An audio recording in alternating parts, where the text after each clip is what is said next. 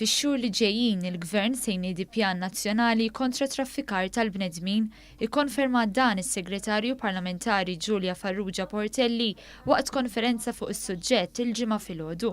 Dan il-Gvern għandu mandat ċar, mandat li bih għall-ewwel darba se jkollna Pjan Nazzjonali Kontra Traffikar uman.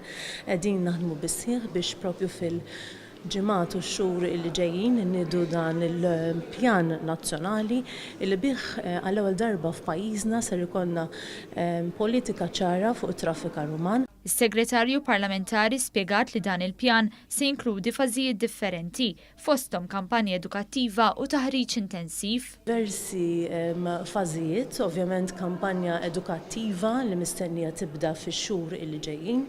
U ukoll taħriġ intensiv kif bdejna diġà mal-ħaddiema ta' Identity Malta propju matul ix-xhur li għaddew fejn grazzi għal dan it-taħriġ ħaddiema ta' Identity Malta skoprew ċriki ta' traffikar wieħed minnhom sejba rekord li waslet għal 14 il-vittma li ġew identifikati.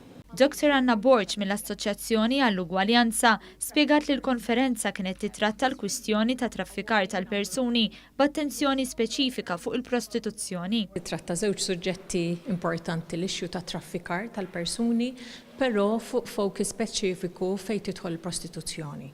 Issa aħna nafu li fejn l-esploitazzjoni tal-prostituzzjoni u t-traffikar l-iktar li tolqot hija n-nisa u tfal għaliex il-grooming jibda minn mindu jkunu kważi għadhom tfal, u allura llum xtaqna nibdew id-diskussjoni. Dr. Borġ spjegat kif it-traffikar tal-bnedmin isir meta persuni vulnerabbli jiġu sfruttati biex persuni oħra jgħixu minn fuq darhom.